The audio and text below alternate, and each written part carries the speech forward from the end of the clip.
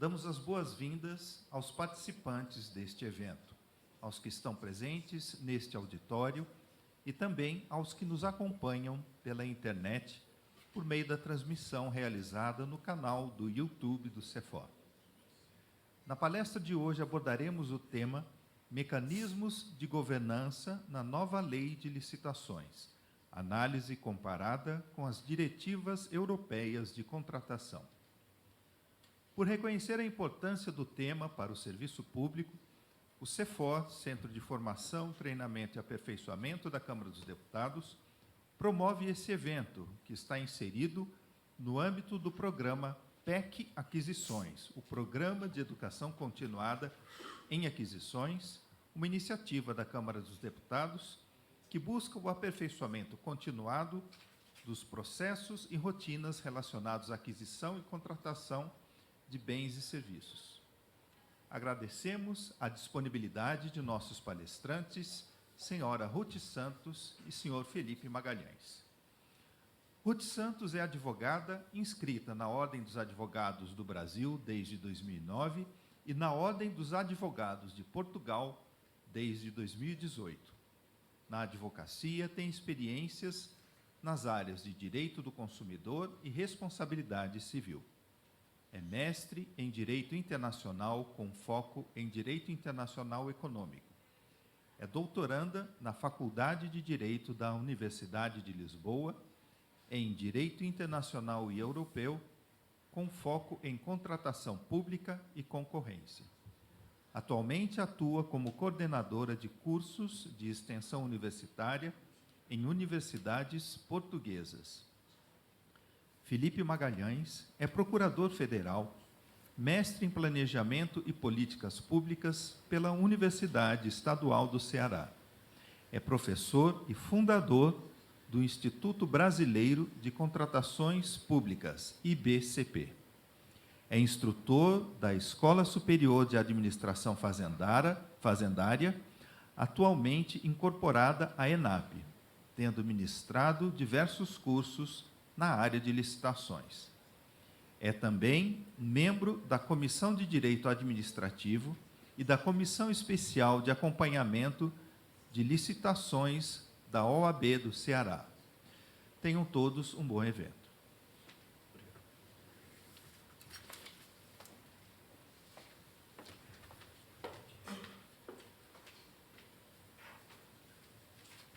Olá, bom dia a todos. Primeiramente, eu agradeço a presença de vocês nessa manhã friazinha, que é bom para a gente estar em casa, mas vocês estão aqui discutindo contratação pública.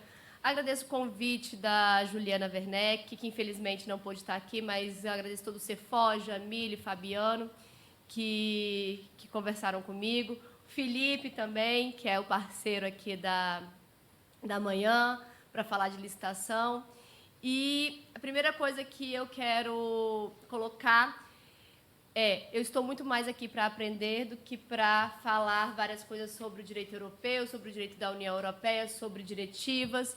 Vou trazer uma abordagem ampla do que eu entendo de contratação pública, do que eu acho que pode ser melhor, o que a gente pode aproveitar das boas práticas que a União Europeia tem feito. E não é que o de fora seja melhor do que o de dentro, mas o que é bom em outros países, a gente pode fazer uma análise comparada, um estudo comparado e melhorar o nosso sistema, porque eu entendo que a contratação pública é muito mais do que um mecanismo único e exclusivo de aquisições. Ela tem um valor muito maior para o Estado e é mais ou menos nessa vertente que eu quero abordar com vocês. A minha apresentação ela vai se focar sobre a lógica dos contratos públicos no direito europeu, para entender mais ou menos como é que foi formado a lógica de contratação, os problemas atuais que eu identifico na Lei Brasileira de Licitação, o que o acordo do Mercosul e a União Europeia influencia na temática de contratação pública e quais são as possibilidades de governança a partir da internacionalização das compras públicas. Se eu estiver falando muito rápido, vocês podem me interromper, porque geralmente eu costumo falar rápido. Então, por favor, me interrompam, porque eu geralmente faço isso. A lógica da contratação pública no direito europeu, ela tem uma lógica internacionalizada. Pode se chamar internacionalizada ou europeizada, como alguns doutrinadores preferem dizer.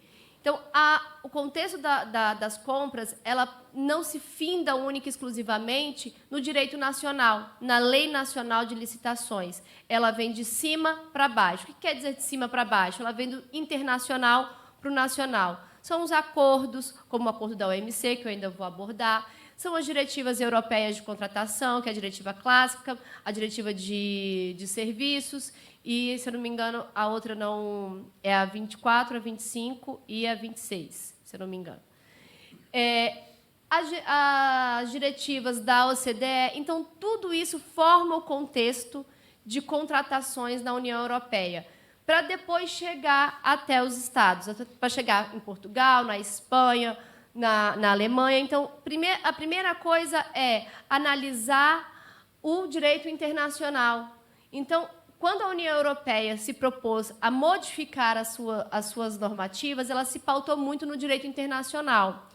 Também a contratação pública ela é vista não simplesmente como um mecanismo de aquisição, mas sim como um mercado econômico de compras públicas, como o mercado de água, como o mercado de roupa, como o mercado de comida. É um mercado econômico. E assim ele é tratado na União Europeia, como um mercado econômico, e precisa ser protegido também por via do direito da concorrência. É um instrumento de política econômica e social. Então, a partir da contratação pública, é possível também fazer políticas públicas de cunho econômico e de cunho social. Então, seja a partir do contexto da norma, seja a partir da modificação do pensamento das empresas que participam ou da própria entidade adjudicante. E a transparência e a concorrência é o pilar da diretiva, que é a governança, é o pilar da boa governança. Transparência gera concorrência nesse contexto, ainda que tenham pessoas que são contrárias, mas eu não vou entrar a fundo, senão eu vou passar aqui o dia inteiro falando sobre isso. Então, transparência gera concorrência, e com a concorrência a gente tem um mercado de compras públicas mais eficiente, melhor utilizado, com melhor capacidade, com melhor utilização dos recursos públicos. Quando eu trago a internacionalização do direito das compras públicas, e isso é um defeito que eu vou chegar para abordar no sistema brasileiro, a gente não tem a internacionalização de compras públicas, em que pese a gente já esteja caminhando para isso com o acordo do Mercosul, mas eu não vou me adiantar. A internacionalização das compras públicas se dá muito no direito europeu em virtude do próprio mercado único europeu. O sistema europeu ele é formado pelo seu mercado único, que é um bloco econômico. Então, aquele bloco econômico ele tem várias normativas que fazem ele gerir. E o principal, digamos assim, funcionamento do mercado econômico é a proteção da concorrência, é a liberalização do mercado. Por isso eu coloquei ali liberalização do mercado, não discriminação e harmonização das normas e das políticas. Então, a partir do momento que eu tenho um mercado único europeu, eu começo a pensar em normas harmonizadas, em normas que vão vão ser iguais para todos os Estados-membros. Isso é muito bom. Os Estados-membros fazem, pelo menos as principais... Claro que não são todas as normas iguais, tá? Vai ter as suas diferenciações, dependendo do sistema político, enfim. Mas as principais normativas elas são harmonizadas. As políticas também devem ser harmonizadas. Para quê? Para que o mercado seja coerente, para que o mercado não esteja desestruturado. Então, a gente tem aí uma liberalização do mercado com base na não discriminação. O que é não discriminação? Seja de pessoas, seja de empresas. Então, todas as pessoas, empresas e pessoas, passam a estar em pé de igualdade. O que é que isso representa para a licitação? Mais concorrência, mais possibilidades de ter fornecedores de bens e serviços concorrendo por um preço melhor, por melhores condições, com uma concorrência efetiva e leal. As diretivas elas estão de acordo com o Acordo de Compras Públicas da OMC. O acordo teve a sua primeira modificação em 2004, quando veio também a primeira modificação das diretivas. Depois veio, em 2014, o acordo revisado e também veio a modificação das diretivas. Então, o acordo ele está ali exatamente em consonância com as diretivas estão exatamente em consonância com o acordo da OMC. E o acordo da OMC, no geral, ele traz a questão de liberalização comercial, não discriminação, reciprocidade e transparência. A não discriminação é um ponto-chave, que a partir da não discriminação você gera a reciprocidade, o que eu pratico dentro do meu Estado, as oportunidades que eu tenho dentro do meu Estado, o Estado vizinho também vai ter. E assim eu vou poder entrar no mercado dele e ele no meu. Então, a questão da não discriminação é um ponto fundamental para que a gente chegue também ali na questão da transparência. Quanto mais transparente eu sou, mais eu posso ter condições de igualdade, mais possibilidades eu tenho de estabelecer condições para as empresas atuarem no mercado. E as guidelines da OCDE foi de extrema importância para a construção dessa lógica de internacionalização dos contratos públicos, para passar essa lógica de internacionalização, que é o monitoramento da concorrência. Mais ou menos aí, a partir da crise europeia de 2007, 2008, houve uma grande preocupação com a cartelização dos contratos públicos, que era mais ou menos em torno de 25% dentro da União Europeia. Então, houve a preocupação de que as barreiras comerciais e o fechamento do mercado de compras públicas, justamente por conta da crise, criou-se maior cartelização nas compras públicas. Então, a OCDE começou um trabalho de conscientização e de mostrar quais eram as práticas que pudessem, né, levar a cartéis, enfim, práticas não concorrenciais dentro da contratação pública. Isso foi um trabalho, e isso está muito latente dentro da diretiva da 2014-24, até mesmo na questão da governança, que trabalha muito a questão da concorrência e o princípio da concorrência, que não é a mesma coisa não se confunde com a igualdade, que eu vou também abordar um pouco ali na frente. O princípio da concorrência, na verdade, ele é um valor fundamental que o Estado deve promover. O Estado é o responsável por proteger a concorrência. E quando ele é promotor e protege a concorrência, as compras públicas funcionam melhor.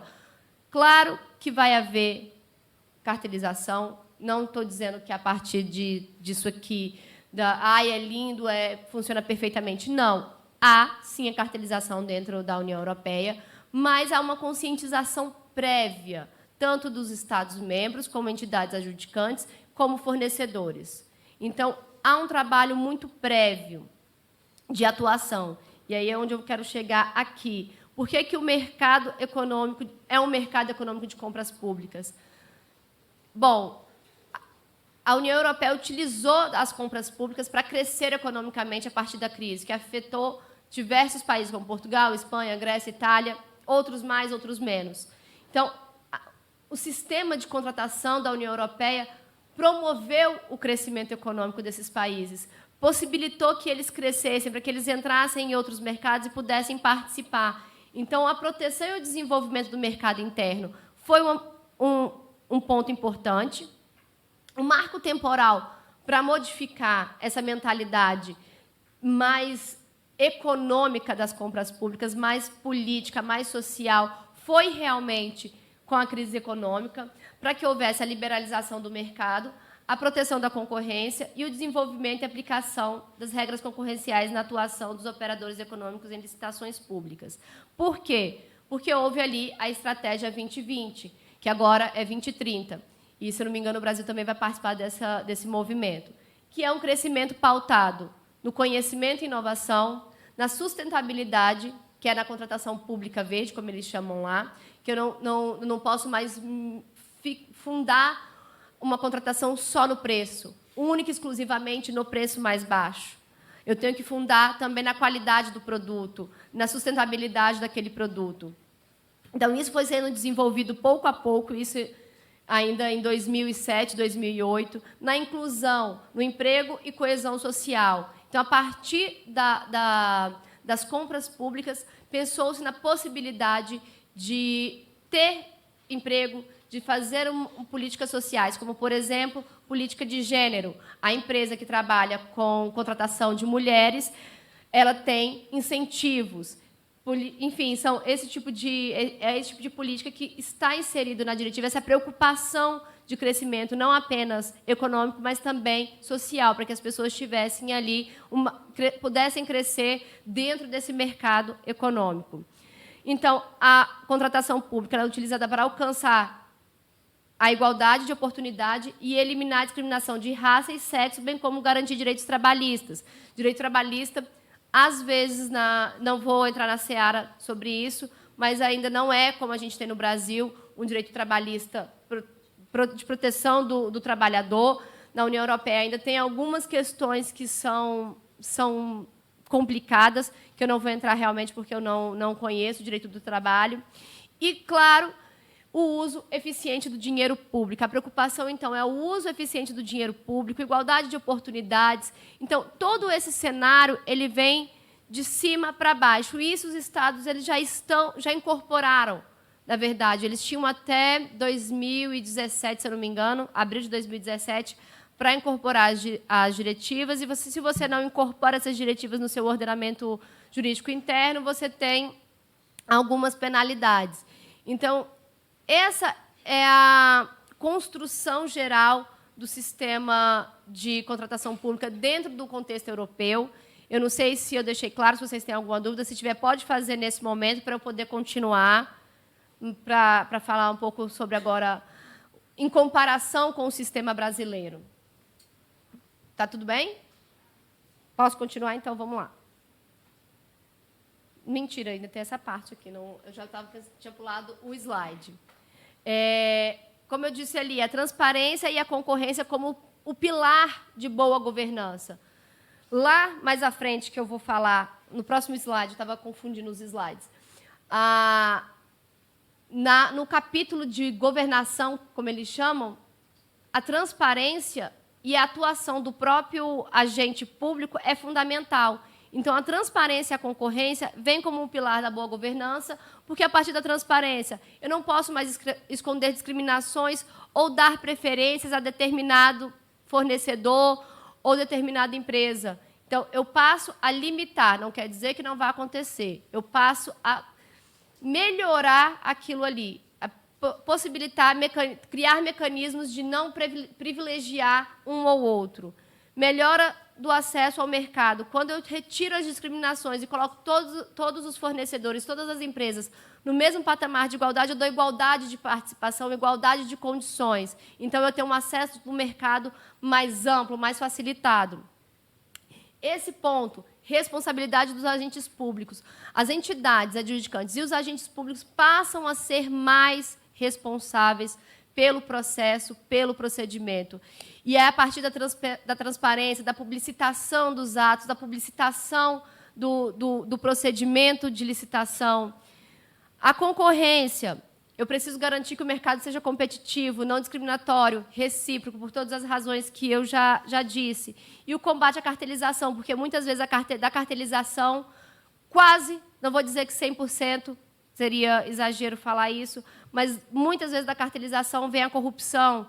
Está ali, basta a gente ver tantos casos que tem no nosso país, que fala-se mais de corrupção e fala-se menos de cartelização. Mas, no fundo, o fundamento do caso, na verdade, é um cartel e não a corrupção. Então, o combate à cartelização nas compras públicas está muito concatenado com o combate à corrupção. E, a partir disso, quando eu tenho uma estrutura de mercado, de compras públicas, dessa maneira eu consigo ter uma boa governação, uma boa governança, que eu tenho um serviço público eficiente, aberto e responsável, que é isso que se faz uma boa governança. Qual que é a experiência a partir da diretiva clássica que a gente pode trazer? A diretiva trouxe aí uma ideia de contratação pública eficaz e coerente. A gente precisa tratar dos problemas estruturais e padronizar políticas públicas nacionais. Então, antes de eu entrar propriamente no texto da norma, não adianta eu criar uma norma bacana, não adianta eu refazer a norma, não adianta eu criar novos mecanismos se eu não tratei do problema estrutural, se eu não pensei no anterior, se eu não pensei no prévio. Os problemas vão continuar, mesmo uma lei nova chegando. Então, eu preciso pensar previamente, né? Eu preciso verificar as práticas e regras? Será que aquela norma, ela realmente está aplicada ao dia a dia da contratação? Eu preciso fazer essa verificação constante para saber se aquilo ali se aplica realmente no dia a dia de quem trabalha com contratação. Controle sistemático ex ante dos procedimentos de contratação pública. Como eu disse, você precisa ver o que está errado antes de começar, não quando o problema já está lá, não quando um cartel já existe, não quando a corrupção já está ali. Então, a gente precisa tratar de todo esse processo anteriormente. Maior responsabilidade, como eu disse, tanto das entidades como dos agentes públicos. E aí eu tenho o preâmbulo do número 121 e 126 da diretiva, que eles trazem ali, na verdade, a obrigatoriedade do serviço. Não a obrigatoriedade, não vou colocar essa palavra pesada, mas coloca ali que o servidor, o agente público, ele tem que informar, ele tem que ser responsável. Se ele verifica uma prática errada, ele precisa informar aquilo ali. Ele precisa fazer, a entidade adjudicante precisa fazer um relatório constante de como aquele procedimento tem determinados valores que ela precisa informar a comissão. Então, são coisas que parecem que vão dar trabalho inicialmente, mas você cria um sistema de transparência. Você cria um sistema em que há uma conscientização prévia. O artigo 83 e 86, eu vou até trazer aqui. Os Estados-membros asseguram o acompanhamento e aplicação de regras de contratação. Então, joga-se também a responsabilidade para o Estado-membro de verificar se aquelas políticas ali de contratação estão sendo bem realizadas, estão sendo bem fundamentadas. Então, há também esse compartilhamento de responsabilidades. Não fica só para a empresa, não fica só para o Estado, não fica só para o agente. Há um compartilhamento de responsabilidades e também de obrigatoriedades. Então, deveres e obrigações. E esse acórdão aí é um exemplo que eu trouxe para apresentar para vocês, que é uma contratação no âmbito da no âmbito da União Europeia, acho que só ver aqui o nome para ter certeza, para falar para vocês, se quiserem procurar depois. O Instituto de Propriedade Intelectual e algumas empresas de âmbito europeu. E as empresas recorrentes ingressaram com um pedido no Tribunal de Justiça Europeu para anular o procedimento administrativo, porque ali sustentou-se que não houve transparência e não houve igualdade de tratamento do procedimento. Porque o que o Instituto de Propriedade Intelectual fez? No caderno de encargos, que é o edital, está lá dizendo como é que ela deve proceder, e ela adotou critérios que estavam além daquilo que estava no caderno de encargos. Por estar além, ela não deu igualdade de tratamento às empresas recorrentes e não respeitou os critérios de boa governação, que era transparência, igualdade e não discriminação. A empresa europeia ela foi condenada a anular o procedimento, porque ela favoreceu algumas outras empresas que tinham ligações já com a instituição. Teve que pagar danos morais e patrimoniais para as recorrentes, porque entendeu-se que houve a perda de oportunidade. Então, a perda de oportunidade se fundamenta nos critérios que foram adotados pela instituição pública, que não se atentou ao que estava na diretiva, não se atentou aos princípios de transparência e não discriminação, concorrência. Houve ali uma ausência de concorrência. E, então, houve essa perda de oportunidade. O procedimento foi anulado e ela foi obrigada a pagar esse dano moral para a empresa. Então, o caso, na verdade, eu trouxe para exemplificar, para clarificar para vocês o que realmente funciona na prática. Qual foi o órgão que deliberou esse acordo? O Tribunal Geral. Eu posso depois disponibilizar, depois meu e-mail está ao final, quem quiser anotar, eu posso mandar o acórdão para vocês. E aí eu trago aqui os problemas atuais da lei de licitação. Desde já eu coloco que isso é a minha visão, tá? É a visão a partir do que eu estudo, do que eu acho. Não, estou extremamente aberta a ouvir o que vocês têm a dizer sobre isso. A lei brasileira, a atual lei brasileira, ela é atrasada. Quando eu coloco ali, visão monista do direito administrativo. Por quê? A maioria dos estudantes, vamos colocar assim, das pessoas que aprendem licitação, aprendem ali dentro do direito administrativo como uma matéria. E peço licença para dizer isso, e quando você pega um livro de direito administrativo, você vai lá, vamos estudar licitação. É um copia e cola e explica da letra da lei. Essa é a minha visão, e eu acho isso extremamente limitante.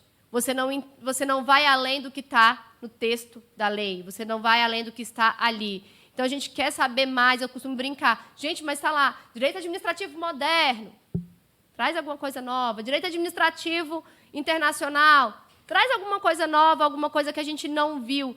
Letra da lei, a gente lê e entende. Então, está tudo certo. Sim, então, a gente precisa avançar. Precisa avançar porque o direito administrativo ele não é fechado ao Estado. Ele precisa avançar. Claro que a gente tem um outro contexto dentro do direito europeu, que o direito administrativo ele é transfronteiriço, ele é um direito administrativo internacional. Há também doutrinadores que falam sobre um direito administrativo global. Então, a gente precisa avançar um pouco nessa visão de que o direito administrativo está só ligado única e exclusivamente ao Estado. Há questões internacionais que a gente precisa inserir e precisa aceitar também no nosso ordenamento jurídico. Proliferação normativa. A gente tem uma série de leis que falam sobre contratação, inúmeras leis que falam sobre um assunto e outro. Claro que agora, com o PL, teve a unificação das normas, o que é muito positivo, mas quando você vai olhar, seja uma empresa de fora, que vai tentar entender sobre licitação, ela, espera aí, qual lei eu devo seguir? É a 8666 ou qual que eu devo olhar? Então, há um problema nisso, eu vejo um problema quando você tem várias normas disciplinando o mesmo assunto. Por que não tudo no mesmo texto normativo? Extremamente nacionalista e pouco internacionalizada. E eu já explico por que ela é extremamente nacionalista e pouco internacionalizada. Porque o Brasil, agora, é o primeiro acordo que o Brasil amplo, né, o Mercosul e a União Europeia, que o Brasil vai trabalhar diversos temas que antes era integrado dentro de uma visão nacional, contratação pública, agricultura, enfim. Então, a gente tem aí uma visão muito nacionalista da contratação pública, e isso limita, e isso é pequeno perto do volume que a contratação pública faz. Pouco internacionalizada, porque o Brasil não faz parte do acordo da OMC de contratação pública. Ele é membro observador desde 2017, mas não é membro do acordo. E isso traz algumas questões, porque o acordo traz ali a harmonização internacional de normas, como eu disse, da União Europeia.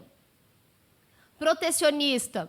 Isso não é o achismo, o próprio estudo da OCDE de fevereiro de 2019 sobre o Brasil mostrou o quão o Brasil é pouco internacionalizado, o quão o Brasil tem barreiras à entrada e tem dificuldades de permitir a entrada de empresas estrangeiras, seja na contratação pública, seja em outros setores. Então, assim, está lá o relatório, depois eu também posso disponibilizar para vocês. Então, é um país protecionista, tem a dificuldade de acesso das empresas estrangeiras, seja porque o edital lá da licitação está sempre em português, então não tem como uma empresa estrangeira... óbvio que ele vai ter que ter a pessoa pode traduzir, enfim, mas a barreira linguística é um problema. Baixa adesão à licitação internacional. Eu quero até colocar aqui um dado que eu vi nos processos de compra. Se eu estiver errada, por favor, me corrijam. Entre 2014 e 2019, existiram 676 processos de compras com licitação internacional. Então, de 2014 a 2019, 672 processos de compra com licitação internacional é muito baixo. Então, a gente tem que começar a pensar de uma forma de integrar isso, de abrir o mercado e possibilitar maiores ofertas, abrir o leque. Né? Barreiras à entrada, e aí eu coloquei a margem de preferência. A margem de preferência, se não feita de uma forma estruturada, bem pensada, ela é, sim, uma barreira à entrada. Porque não é que a margem de preferência seja ruim, pelo contrário, quando você coloca a margem de preferência para contribuir para o desenvolvimento social, desenvolvimento ambiental, está ótimo, quando realmente funciona. Se não, isso realmente é uma barreira à entrada. Eu vou dar um exemplo para vocês de países que... E aí vocês façam a comparação. Países que têm muitas barreiras à entrada. México... Aliás, o Brasil tem 21 barreiras à entrada, atualmente, isso pelo relatório da União Europeia. Teve agora a diminuição com o acordo do Mercosul. Seguido do Brasil, tem a Índia, a China e a Rússia. Países que têm margens de preferência nas licitações. China, México, Paraguai, Tailândia e Rússia. Seja por coincidência ou não, de acordo com o relatório do Transparência Internacional de 2018, se eu não me engano, esses países são um dos mais corruptos do mundo. Então, seja coincidentemente ou não, a gente tem aí questões que envolvem contratação pública e envolve um alto nível de corrupção. Então, a gente pode tentar fazer esse comparativo. A lei brasileira ela é pouquíssimo concorrencial.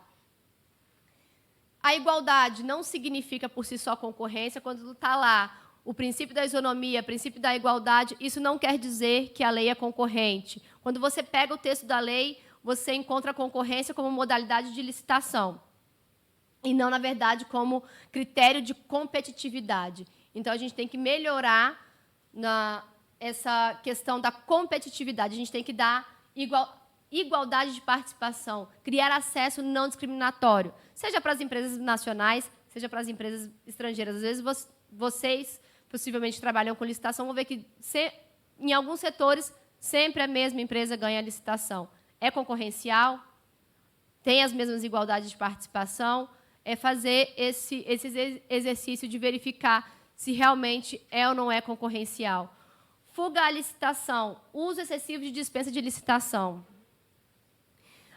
O que era para ser ocasional torna-se o cotidiano, que é a dispensa da licitação. Então, você tem lá uma série de processos de dispensa da licitação, quando você deveria fazer a licitação, e aí você tem a exclusão de uma concorrência efetiva. Então, tem essa questão, eu entendo, não estou dizendo... Há casos, obviamente, que você precisa fazer a dispensa da licitação, e eu não vou entrar no mérito normativo disso, ou os casos que é necessário, mas quando você torna isso o habitual, o cotidiano, você começa a limitar realmente a concorrência, você não tem uma concorrência efetiva no mercado. Então, a gente precisa amadurecer um pouco em relação a esses pontos.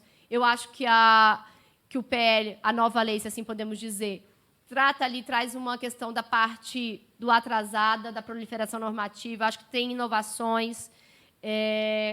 Do protecionismo, eu ainda tenho minhas dúvidas. E da questão da concorrência, eu diria que continua pouquíssimo concorrencial. E aí, na questão também ali do atrasado, eu acho que as perspectivas de mudança com o acordo do Mercosul. O acordo do Mercosul e a União Europeia vem trazer diversos temas abordados: agricultura, contratação pública, concorrência, enfim, ótimas possibilidades. E com a contratação pública, a gente tem aí a questão, o Brasil vai ter que harmonizar, vai ter que estar de acordo a sua legislação, seja 1, 2, 3, 10, vai ter que estar de acordo com o texto do acordo. Vai ter que estar em consonância com o acordo. Então, lá no acordo, a gente tem algumas situações que eu pontuei aí para vocês. Acesso mais amplo aos mercados. O Brasil vai precisar abrir o mercado para as empresas europeias. Todas as empresas de todos os países que fazem parte da União Europeia. Isso propicia o próprio aumento da concorrência natural, porque eu tenho outras empresas participando também.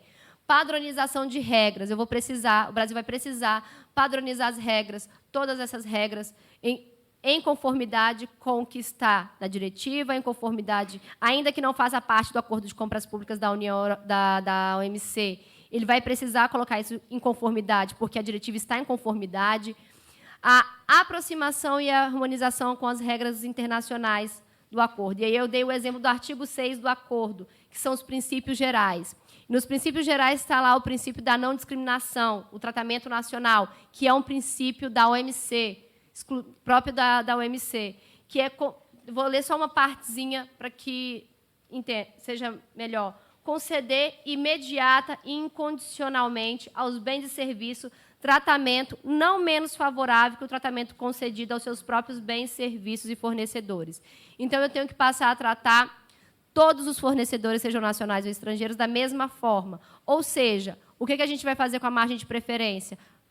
Eu vou deixar o questionamento para vocês, porque a margem de preferência dá um benefício para os fornecedores nacionais. A partir desse artigo, talvez a gente tenha que rever a questão dos procedimentos de contratação.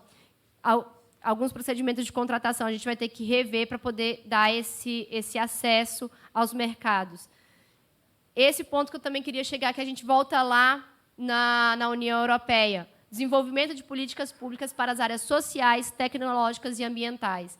Então, a gente já começa aqui a entrar num processo de que a contratação pública ela funciona assim como um mecanismo de política social e econômica. Então, isso aqui é um ponto extremamente importante para que o Brasil comece a internacionalizar a sua contratação. E, na minha opinião, quando a gente internacionalizar, quando a gente estiver em consonância com o que as normativas internacionais estão dizendo, eu acho que a gente pode melhorar, sim, o nosso processo, a gente pode avançar. Só para tentar colocar mais na realidade. Supondo que o Brasil atenda todas essas regras de internacionalização. Perfeito. Quais são os objetos que você acha que vai ter interesse no mercado internacional participar das nossas licitações hoje? Olha, eu vou te ser bem sincero, eu acho que o mercado brasileiro é um mercado muito desejado, sobretudo em licitações, porque é um mercado muito potente. Obras. Tudo. Eu acho que em tudo. Eu acho que o fornecedor internacional, as empresas internacionais querem, sim, entrar no mercado, porque sabe o tamanho e sabe o valor que tem. Então, eu acho que não só obras, eu acho que em tudo.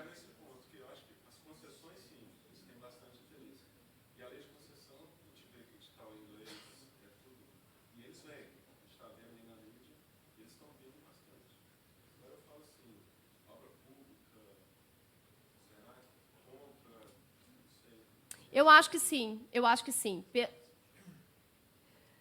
Pelo que eu já vi, pelo que eu já estudei, e aí eu acho que a parte prática, melhor do que ninguém, você vai poder falar, eu não, porque eu estudo a licitação, eu não trabalho com licitação, então a parte prática eu acho que você vai poder me pontuar muito melhor, mas pelo pouco que eu já li e do que eu já vi, do que eu já estudei, o mercado brasileiro é muito, muito visado. Muito, muito.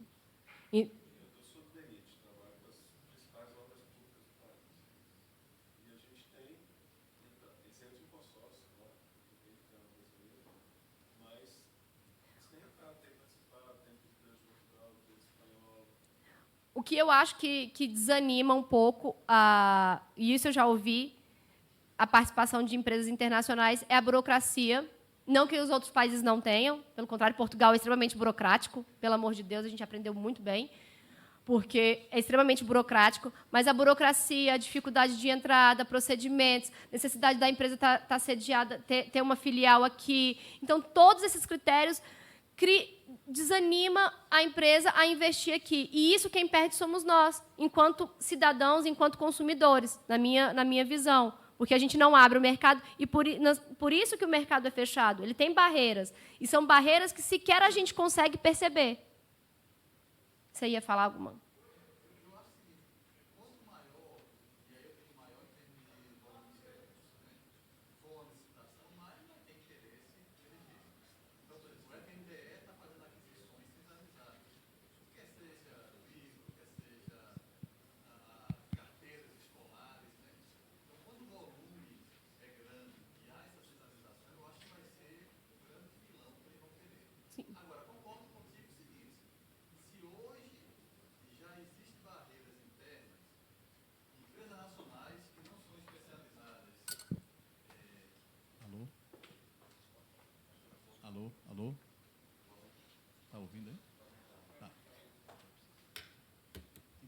hoje, o sentimento que eu tenho é que você tem muitas empresas, e aí nós estamos falando de empresas de pequeno porte, até um pouco médio, que não sabem lidar com as licitações públicas.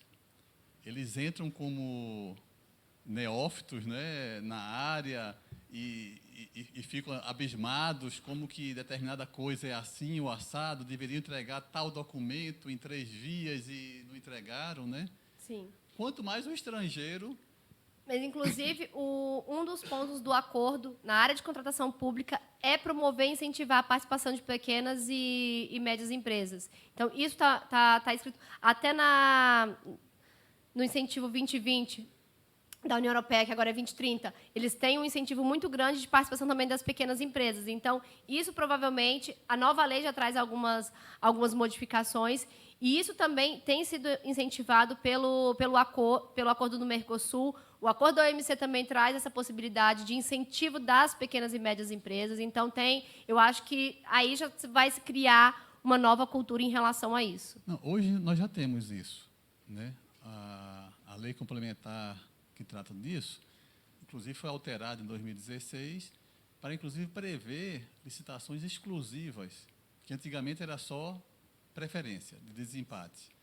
Depois se criou o critério e falou assim, não, vamos criar também licitações exclusivas para as micro e pequenas empresas, né? Então, assim, em relação a essa, acho que nós estamos progredindo, né? Mas eu acho que há uma carência de formação Vou chegar lá. do mercado, né? Fornecedor, Sim. de como tratar com o Estado, Sim. quando ele quer comprar. Sim. Né? A gente joga tudo em cima deles, se virem para entender o que eu estou querendo. Como eu quero, né? É uma responsabilidade. Pode falar.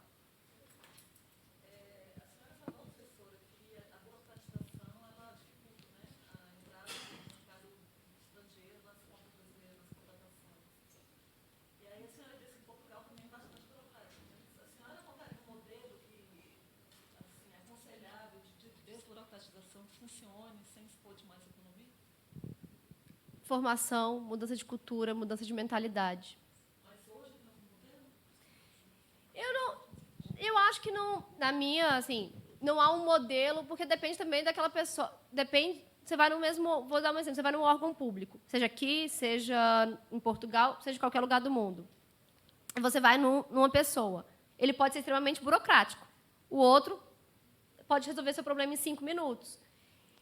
Acho que não há um modelo para resolver. Eu acho que realmente uma mudança no comportamento, uma mudança de mentalidade e que de construção normativa. E eu acho que isso a gente vai modificando aos poucos.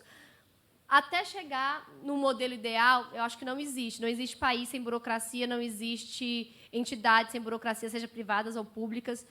Porque a burocracia em si ela não é ruim. Ela traz procedimento, ela traz normas, ela traz formas de agir.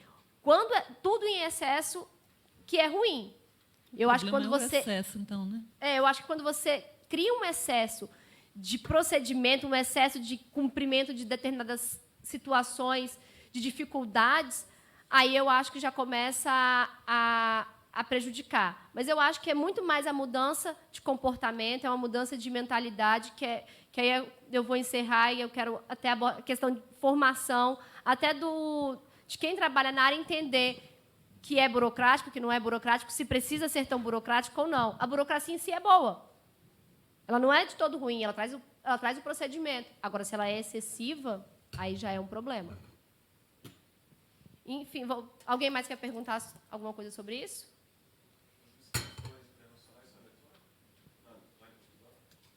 Em Portugal, as coisas eletrônicas estão começando a surgir. Essa é a verdade. Então, assim, Brasil é primeiro lugar em contratação pública eletrônica, é um modelo que é seguido, que vai ser seguido internacionalmente. Eu acho que isso, o Brasil é ímpar nesse ponto. Então, a contratação pública eletrônica o Brasil vai trazer esse modelo. É o que eu acho. E ali, só para fechar aqui, o prazo de 15 anos para a convergência da normativa e política dos padrões europeus. Então, o Brasil tem aí 15 anos para se adequar ao acordo, para fazer o que está. Então, vamos pensar positivos que daqui 15 anos, quando a gente se encontra aqui novamente, tudo isso que a gente falou aqui já não existe e que a gente tenha outros problemas. Ai, acho que eu... Bom, possibilidade de governança com a internacionalização das compras públicas. Eu acho que aí o Brasil ele precisa pensar, e aí é questão política, econômica, enfim, a gente não vai entrar nesse mérito, que é o acordo de compras públicas da OMC, que traz algumas obrigações, traz modificação legislativa, harmonização das normas. O Brasil está como membro observador desde 2017, que quer dizer que ele tem um interesse em aderir ao acordo, mas, na verdade, ele pode passar 10, 15 anos sendo observador e nada mudar. Então, o Brasil está como membro observador, o que mostra uma intenção de modificação. A questão da OCDE, o Brasil é membro parceiro da OCDE desde a década de 90 e pediu em junho também de 2017 para ser membro da OCDE. Isso também implica na modificação da legislação de compras públicas especificamente, como foi o Chile e como foi o México. O Chile entrou como membro da OCDE e teve lá um guia para modificar a legislação de contratação pública para que fosse mais eficiente, com menos corrupção, mais concorrente. O México está tendo mais dificuldades por um problema de corrupção que é própria do sistema do mexicano, mas também já tem lá as guidelines para o México. O acordo do Mercosul e da União Europeia, eu acho que é o primeiro passo para abrir a mentalidade e para incorporar essa lógica internacionalizada, concorrencial, nos contratos públicos. E aí eu acho que não adianta muito a gente se debruçar e debater a nova lei, como que a gente pode melhorar a transparência, a competitividade, se a gente não olhar a contratação pública como uma responsabilidade de todos nós. E eu digo de todos nós por quê? Minha, enquanto pesquisadora, que estou ali escrevendo um trabalho, eu preciso me debruçar em cima daquilo para escrever algo que seja coerente, que tenha um impacto positivo para o meu país. Enquanto cidadã, eu tenho que também observar a contratação pública e estar atenta, ser ativa em relação àquilo, porque aquilo me impacta diretamente, seja no serviço público, porque eu sou usuária daquilo ali. É pensar como consumidor.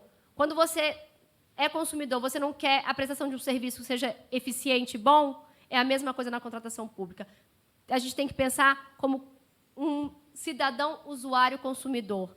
Eu quero que o serviço público seja eficiente, eu quero que ele tenha um preço justo também para pagar, porque a gente paga imposto daquilo tudo ali. Então, eu tenho também o meu lado de cidadão e eu preciso estar mais antenado. E o lado também enquanto servidor. Vocês, quem trabalha com isso, tem uma responsabilidade muito grande nas mãos, porque é muito dinheiro, é um impacto econômico, é um impacto político, é um impacto social. Então, eu acho que a gente precisa abrir a mentalidade, esquecer que contratação pública é um simples mecanismo de aquisição do Estado, abrir a cabeça para ser um mecanismo de política econômica, sustentável, ambiental, social, e trabalhar, buscar a formação, buscar abrir a mentalidade para isso. Senão, a gente nunca vai avançar, seja na questão das pequenas empresas, do mercado, dos operadores econômicos do mercado. Eles precisam também serem acompanhados, porque a entidade adjudicante, o órgão, pede diversos instrumentos, procedimentos, ele não sabe nem como funciona. Então, a gente tem que trabalhar muito pela formação e pelo avanço de tudo isso. Senão, nada que está aqui, nada do que a gente falou, vai ser útil para a gente. A gente precisa ter uma... E esse foi o trabalho muito da União Europeia, um trabalho cultural e educacional de modificação. Eles estão lá desde muito antes de 2004, claro, mas eu estou pegando as diretivas de 2004 a 17 a 18, sobre contratação, onde eles começaram a mudar a mentalidade. Então, vamos pensar que o nosso marco temporal é agora 2019, com a nova lei de licitação, com a possibilidade do acordo do Brasil aderir ao acordo de compras públicas da OMC, e mudar também a mentalidade, a forma como a gente age enquanto funcionário público, enquanto cidadão, também para cobrar. Então, eu deixo essas sugestões. O Felipe vai trazer aspectos mais diretos da norma, porque eu queria realmente fazer essa abordagem prévia, anterior, né, de como a contratação, de como é o mercado, e eu vou deixar mesmo o mercado de contratação pública, porque eu o vejo como um mercado econômico, e para chegar até onde o Felipe vai chegar. Não sei se tem mais alguma pergunta, se tem mais alguma colocação. Eu imagino que cada país europeu tem os seus... Voltando à fita, eu imagino que cada país europeu tenha os seus agentes econômicos, né, áreas de atuação fortes e fracos, assim como no Brasil, né? Então, assim, eu queria saber como é que eles resolvem essa questão de vamos dar igualdade de concorrência para o mundo inteiro, mas sem esquecer de desenvolver o meu mercado interno, que precisa também. E aqui o exemplo que eu pego muito claro, que eu sou da área da informática, é desenvolvimento de software. Quem concorre com a Microsoft aqui no Brasil? Quem concorre com a Oracle na área de banco de dados? Então, assim, como é que você faz isso, né? Precisamos desenvolver a indústria nacional de software, mas se você não tiver nada para tentar tornar igual os desiguais, nunca vai florescer um mercado interno para concorrer com esses grandes players internacionais. Então, como é que a Europa resolve isso? Eu não discordo de você. Eu acho que você tem que ter mecanismos para fomentar que o desigual se torne igual. Tanto é que tem, na própria OMC, tem um tratamento diferenciado teve um tratamento diferenciado para os países em desenvolvimento. Eles tiveram um tempo ali, e acho que tem até hoje, se eu não estiver enganada, para adequar as normas à lei as normas da OMC. Então, assim, eu concordo que tem que ter, mas a construção do mercado econômico europeu, do mercado interno europeu, ele tem que estar tudo funcionando bem, digamos assim, concatenado, concorrencialmente, para funcionar. E é uma ideia de reciprocidade. Bom, se você, Alemanha, pode entrar no meu mercado português, eu, português, posso entrar no seu mercado alemão. Então, é muito a ideia de troca, parceiros comerciais, na verdade, ai, gente, fugiu a palavra, mas de troca, realmente, de você falar assim, olha, eu posso, você também pode. Então, a ideia é promover. É claro que Portugal não tem o mesmo poder econômico, a potência econômica que a Alemanha tem, por isso que tem os incentivos econômicos. Então, a gente vai trabalha, assim, óbvio, como política de fomento, de incentivo, para chegar aqui os desiguais. Não estou dizendo que isso não deve existir. Pelo contrário, sim, mas de uma forma transparente, de uma forma concorrencial e de uma forma que crie uma segurança jurídica. Não de uma forma, tá na norma ali meio implícito e eu não sei muito bem como é que faço funcionar. Eu acho que isso tem que realmente ser transparente. Claro que tem questões de transparência questão de mercado, de segredo de mercado, que não pode ser divulgado. Mas, enfim, quando você fala de Microsoft, é claro, a gente está trabalhando com empresas que têm um poder não só de inovação, de tecnologia e econômico muito grande. E é claro que eu vou tentar promover o meu mercado interno da melhor forma possível, fomentar o mercado interno, mas eu acho que é uma troca. É realmente nessa parte de cooperar. Pronto, a palavra era cooperação. E essa palavra cooperação dentro do sistema europeu é muito forte. Eles trabalham muito na ideia de cooperação. Não sei se cheguei a responder a sua pergunta, mas eu acho que no meu entendimento, é mais isso. Alguém pode levar ali o microfone para ela, por favor?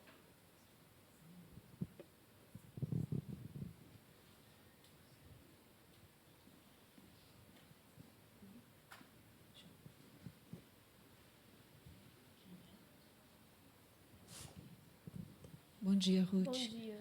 Ruth, você falou também do papel do profissional de compras públicas para mudar esse cenário problemático que você colocou, principalmente na questão de não ser muito concorrencial e tal, e a questão da burocracia, né? E aí eu queria te perguntar se você sabe informar se há alguma certificação do profissional de compras públicas imposta pela diretiva e se a gente tem também alguma lição para tomar com relação a isso. E eu não sei qual é o conteúdo do próximo palestrante, mas, se possível for, alguém falar, comparando o projeto de lei nosso com a diretiva, se a gente evolui no sentido de poder vir a aplicar acordos quadro, ou se a gente, na verdade, regride com o que a gente já tem hoje na nossa regulamentação. A diretiva, inicialmente, ela não obriga nenhuma certificação, mas eu sei que tem certificações na União Europeia para quem trabalha com compras públicas. E sobre o agente público ali no que trabalha, eu acho que é um trabalho muito de educacional. É o que eu vejo, pelo menos em Portugal. Eu vou dar o exemplo da Autoridade da Concorrência. A Autoridade da Concorrência é o CAD, é equiparada ao CAD daqui. Então, a Autoridade da Concorrência, ela trabalha a formação da entidade adjudicante, vai até a entidade adjudicante para mostrar o que é uma cartelização, como aquilo se forma, porque, às vezes, a pessoa que está trabalhando com aquilo, ela não tem nem noção de que aquilo pode gerar uma cartelização. Tem um professor, que acho que ele é espanhol, mas ele dá aula na Universidade de Bristol, o Albert Sanches Graels, e ele fala que as leis de licitação, no geral, elas propiciam a práticas anticoncorrenciais. Elas são formadas para criar práticas anticoncorrenciais, seja pela discricionariedade que o agente público tem, e na discricionariedade que ele tem, ele pode ali criar um certo mecanismo, seja porque ali, como eu dei o exemplo da dispensa de licitação, pode vir criar uma prática anticoncorrencial. Então, a lei ela pode, por si só, criar. Então, é mais um trabalho educacional, um trabalho prévio, como eu disse, de conscientização e de mostrar para aquele agente que aquilo ali não está bom, que aquilo ali, dependendo da forma que ele utilizar, pode ser anticoncorrencial. Eu não sei se o Felipe vai chegar a abordar essa questão que ela falou. Você vai falar? Sobre a formação, sim. Tá. Então, eu vou deixar essa parte da questão do acordo dos quadros para não entrar na seara do Felipe. Mais alguém? Não? Então, gente, muito obrigada pela paciência e pelos ouvidos de vocês. Eu deixo aqui o meu contato. Quem quiser mandar mensagem, pode mandar. Esse é meu WhatsApp, tá? Pode mandar mensagem.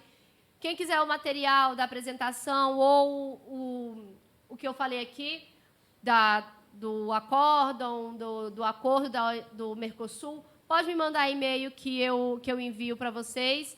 E é isso. Vou passar agora a palavra para o Felipe e continuamos.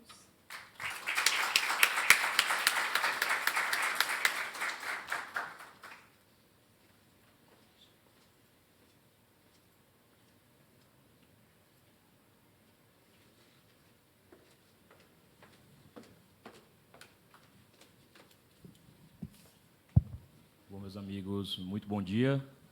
É um prazer estar aqui em Brasília, no Centro de Formação de uma das casas legislativas que recentemente tratou, aprovou o texto base da nova lei de licitações. Então, nada mais adequado do que a gente, já aqui no âmbito da Câmara dos Deputados, trabalhar esses aspectos relativos à governança no projeto de lei. A minha amiga Ruth tratou com vocês de um aspecto mais, digamos, internacional, acerca das contratações públicas, relacionando aí muito bem com a questão da governança.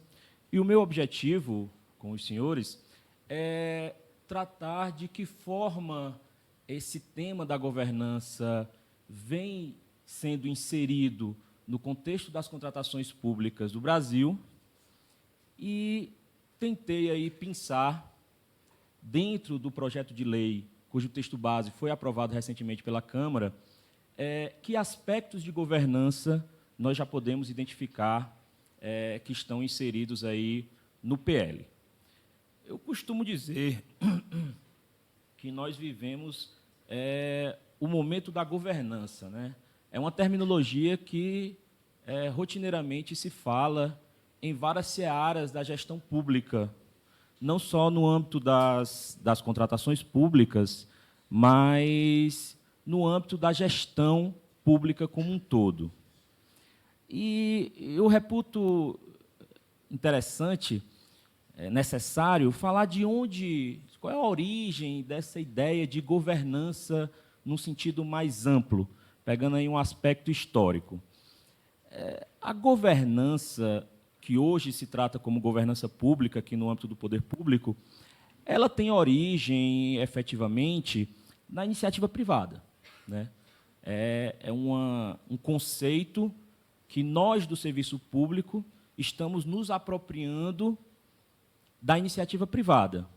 Porque as regras de governança, e aí eu trouxe o conceito de governança do Instituto Brasileiro de Governança Corporativa, e aí o conceito de governança corporativa nos mostra claramente que a ideia inicial dessa terminologia era fazer com que empresas que passam ou passariam a atuar com capital aberto, negociado em bolsa, essas empresas tivessem mecanismos de comando, de transparência e de gestão que gerasse para o mercado uma confiança do investidor privado que não tem proximidade com a gestão, mas que ele pudesse investir naquela empresa. Então, a ideia de governança corporativa vem dessa ideia de se criar um ambiente empresarial claro, um ambiente empresarial ético, para propiciar que investidores privados, que não fazem parte da gestão ali da empresa, pudessem investir os seus recursos. E aí, meus caros, nós vivemos agora um momento de caminho da governança do privado para o público. E eu coloquei esse slide aqui, trazendo aí a logomarca de algumas empresas estatais, porque eu reputo que quem primeiro, aqui no nosso ordenamento jurídico, está experimentando esses conceitos de governança pública são as empresas estatais.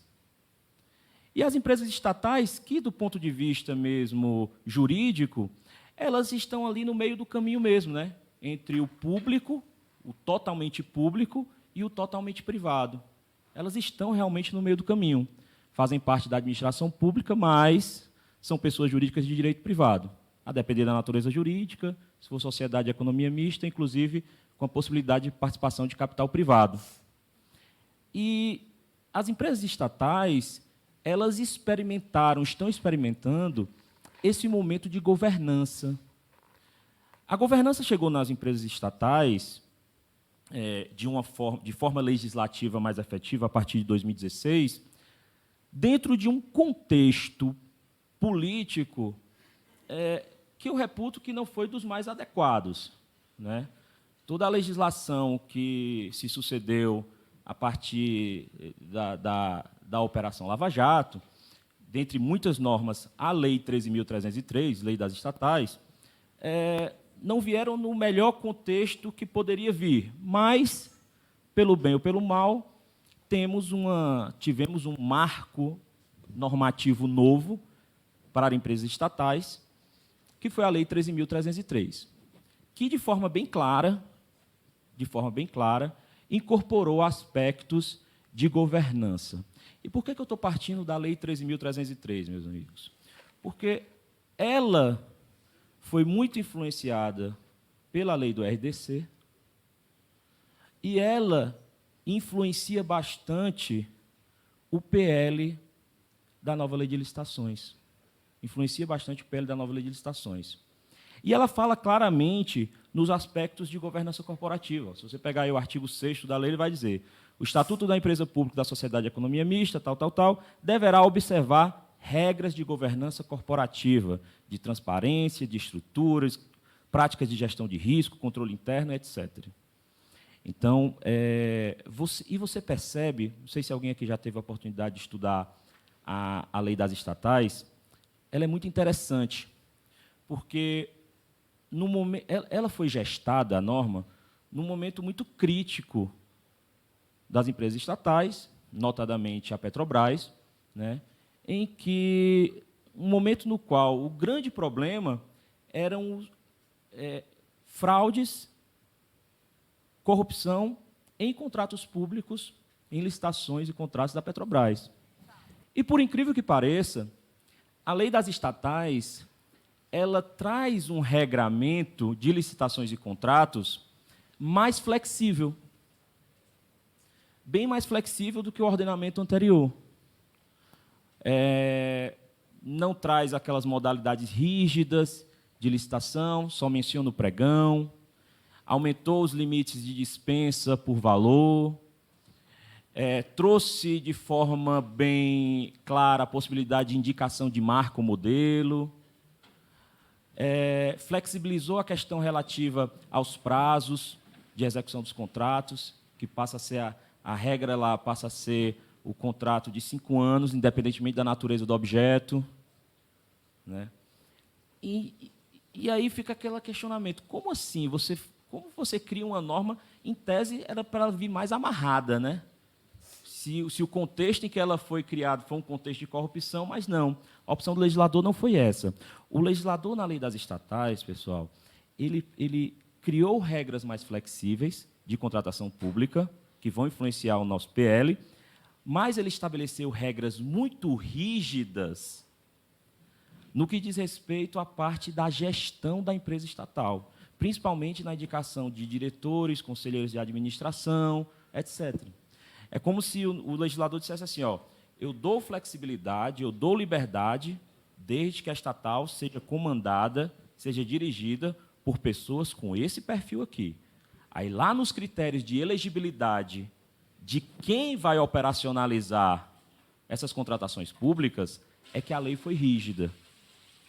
E aí você começa a ver que a estrutura normativa ela tem uma preocupação com o gestor, com as pessoas que vão operacionalizar, e isso vai impactar lá no PL, nas regras de governança, e eu vou entrar, inclusive, naquilo que a colega perguntou aqui no final para a Ruth.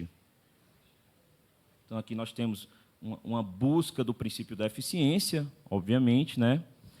E passamos, então, do conceito de governança corporativa, que eu mostrei para vocês, para o conceito de governança pública. Conjunto de mecanismos de liderança, estratégia e controle postos em práticas para avaliar, direcionar e monitorar a gestão com vistas à condução de políticas públicas e prestação de serviços de interesse da sociedade. Então, esse aqui não é o conceito de governança para contratações públicas, mas o conceito de governança pública como um todo, que a gente vai ter que agora refinar ainda mais e trazer isso para as contratações públicas. E onde é que está esse conceito que eu trouxe para vocês aí de governança pública, pessoal? Decreto Federal 9203 de 2017, que dispõe sobre a política de governança da administração pública federal, direta, autárquica e fundacional, né? Já adiantando aqui, fazendo um spoiler aqui do final da minha apresentação, nós já estamos caminhando para a elaboração de um decreto de governança nas contratações públicas. Recentemente, a Secretaria de Gestão, quem está elaborando a Secretaria de Gestão do Ministério da Economia, esse decreto ele esteve em consulta pública, acho que por 2 semanas, e a consulta terminou, acho que semana passada, né? Quem está à frente é até um servidor aqui da Câmara dos Deputados, Renato, né, que está lá na Secretaria de Gestão, né? Então, em breve, nós teremos um decreto federal, né? Cheguei a dar uma olhada nesse decreto, inclusive na consulta fiz até algumas sugestões lá no site, mas em breve nós teremos um decreto específico para governança nas contratações públicas. E aqui nós temos um slide que eu coloquei, falando da relação direta entre governança e gestão, né, pessoal? Na verdade, eu reputo que a gestão ela está dentro da governança, né?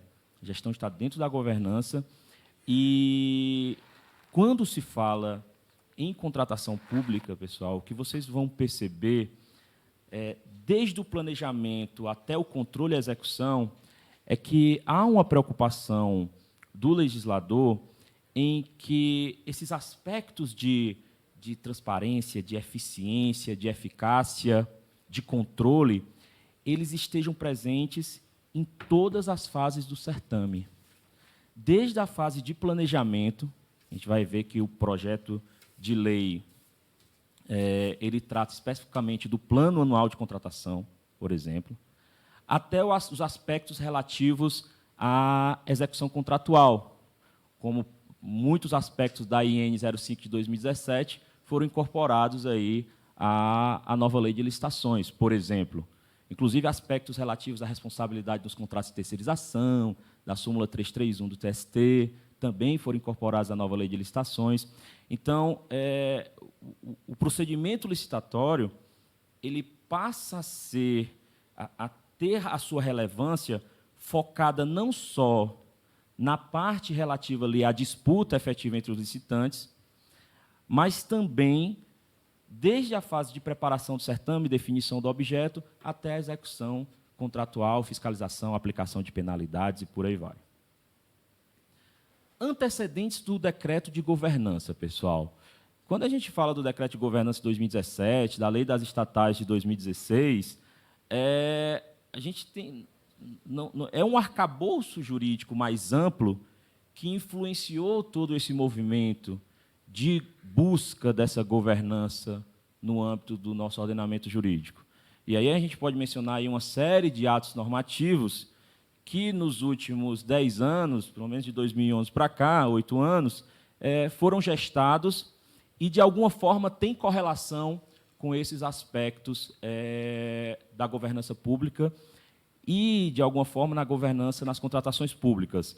Lei de defesa da concorrência, acesso à informação, lei anticorrupção, que vai ser muito importante aqui para a gente, lei das organizações criminosas, parcerias, administração, sociedade civil, estatais e lei de usuários. Então, você vê que é um movimento que se irradia para diversos âmbitos da gestão pública, né? Embora o nosso foco aqui sejam as contratações públicas, diversos âmbitos da gestão governamental estão aí envolvidos nessa questão da governança. E aí eu vou passar a tratar com vocês agora de alguns dispositivos que eu pensei do PL 1292 de 95, e é isso aqui já baseado no texto base que foi aprovado pela Câmara dos Deputados, que eu reputo que são regras que se correlacionam e tentam, em certa medida, efetivar a governança no âmbito das contratações públicas. E os primeiros dispositivos que eu trouxe para vocês aqui são os artigos 7º e 8º do PL, que fala da gestão por competências, e se relaciona aquilo com que a colega estava perguntando sobre a qualificação dos profissionais que atuam na área de licitações públicas. O primeiro aspecto que nós temos que recordar, meus amigos, quando falamos em contratação pública e falamos do PL 1292, é de que ele é uma lei, a lei que virá, ela terá um aspecto nacional, certo? Então, aplicabilidade para a União, estados e municípios e DF. Eu digo isso porque alguns aspectos de busca de qualidade, talvez para o âmbito da administração federal, para administrações e de alguns órgãos que têm um grau de maturidade mais avançado, talvez sejam coisas muito simples, porque você tem equipes boas, equipes treinadas, pessoas que têm acesso permanente à capacitação, mas imagina um município lá do interior do Mato Grosso ou do interior lá do meu Ceará, tá entendendo? Com baixa qualidade na capacidade técnica, quadros escassos, poucos servidores efetivamente da casa, né? Então, eu acredito que esses aspectos de governança serão um desafio maior ainda para as unidades administrativas menores, assim por dizer. não menos importantes, mas menores em termos de tamanho mesmo, né? Municípios, efetivamente, terão muito trabalho em cumprir a nova lei de licitações. E aqui, o artigo 7º, pessoal, você tem a questão relativa à gestão de competência das equipes que irão trabalhar com licitações e contratos. Porque o dispositivo diz, caberá à autoridade máxima do órgão, ou a quem as normas de organização indicarem, promover gestão por competência e designar agentes públicos para o desempenho das funções essenciais à execução dessa lei com os seguintes requisitos. Ou seja, para trabalhar com licitações, e aí, claro que já se discute qual seria o conceito de funções essenciais à execução dessa lei, obviamente, né? Já se discute isso, do que seriam essas funções essenciais. Recentemente eu vi uma discussão no artigo sobre pesquisa de preço. Será que pesquisa de preço é essencial? Não é? Para mim, eu acho super essencial, está entendendo? Mas havia uma discussão já se a pessoa que faz a pesquisa de preço precisaria ter essas qualificações aí que a lei exige, né? Então, eu não sei se vocês já ouviram falar, com certeza já devem ter ouvido falar, e eu ouço muito isso em cursos de fiscalização de contratos. Quando você dá curso de capacitação, Ruth, para fiscais e gestores de contratos administrativos, é um chororô do tamanho do mundo, né? Porque é aquele cara que ele diz, vários alunos já chegaram para mim dizendo assim, rapaz, professor, eu só tomei conhecimento que eu era fiscal do contrato. Só foi comunicado, você está designado a fiscal do contrato tal. Eu não tenho noção do que é esse objeto, eu não tenho noção, simplesmente me colocaram. Aí sempre vem aquela pergunta, né? Eu posso recusar o encargo? Não, pode não, né? Recusar o encargo não pode, tem manifestação do TCU sobre isso, né? Mas, reiteradamente, o Tribunal de Contas da União também tem orientado a administração pública a promover a capacitação dos servidores que atuam em áreas que o TCU reputa críticas, e sempre o TCU fala da parte de gestão e fiscalização de contratos administrativos, né? Então, é muito comum queixas de servidores relativas a cair de paraquedas num processo desse de execução contratual, contra a sua vontade, e ter desconhecimento. Uma das coisas que eu sempre sugeri era que o servidor levasse ao conhecimento de quem o tivesse designado, e isso de forma formal, apesar dele não poder recusar, de que ele não teria condições técnicas, qualificação suficiente para fiscalizar aquele contrato. Porque, pelo menos, de alguma forma, ficaria formalizado ali a sua insurgência, e isso poderia futuramente ajudá-lo numa eventual discussão sobre responsabilidade enquanto fiscal do contrato. Então, é muito comum, vou passar aqui, vou para frente, já eu volto, acórdãos como esse aqui do TCU. Agora, recentemente, em 2019, saiu acórdão parecido também, fiscal do contrato designado, caso entenda não possuir conhecimento técnico para exercer suas competências, deve alegar o fato ao superior em tempo hábil para adoção de medidas pertinentes, sob risco de vir responder por eventual prejuízo causado ao erário, né? Esses acordos, teve em 2019 já acórdão parecido do TCU, há manifestações do TCU, muitas em relação a essa questão da fiscalização, e o PL veio nessa preocupação aí de qualificar as equipes. Aí ele colocou os seguintes requisitos: sejam preferencialmente servidores efetivos ou empregados públicos pertencentes aos quadros permanentes. Óbvio que a lei colocou preferencialmente, pessoal, porque se estruturas mais robustas no âmbito federal, depender da unidade, você já tem grande dificuldade de encontrar pessoas para exercer essas funções, imagine estruturas menores. E 2, que tenham atribuições relacionadas a licitações e contratos, possuam formação compatível ou qualificação atestada por certificação profissional. E aqui foi que a colega me falou aqui da questão da certificação, né? E aí as escolas de governo, segundo o PL, é que vão assumir esse papel de certificar servidores que tenham conhecimento na área de licitações e contratos, para que eles possam ser designados para essas funções, né? centros de informações, como o Cefol, por exemplo, né? Quais são os critérios? A lei não desceu a esses detalhes. Quais seriam os critérios que deveriam, ou que competências deveriam ser aferidas para se promover essa certificação? Mas já vê aí que há uma preocupação do legislador em relação à competência de quem vai atuar nos processos de licitação. E outra grande novidade, pessoal, é a figura do agente de contratação, que também é uma das maiores discussões que vem se tratando aí. Essa figura do agente de contratação, que vai ser aquela pessoa específica, olha aí, licitação será conduzida por agente de contratação, pessoa designada pela autoridade competente, aí aqui, nesse caso, entre servidores efetivos ou empregados públicos pertencentes aos quadros permanentes, para tomar decisões, acompanhar o trâmite, dar impulso ao procedimento e executar quaisquer outras atividades necessárias ao bom andamento. No pregão, esse agente de contratação será o pregoeiro.